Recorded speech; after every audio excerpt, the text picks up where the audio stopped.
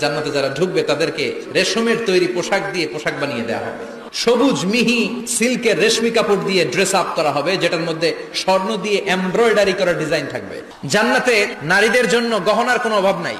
জান্নাতের ভেতরে বিশাল এক শপিং মল থাকবে। প্রতি শুক্রবারে ডানে বায়ে সামনে পেছনে সব জায়গা থেকে বন বন করে মৌমাছির মতো জান্নাতীরা ওই শপিং মলে শপিং করতে আসবে।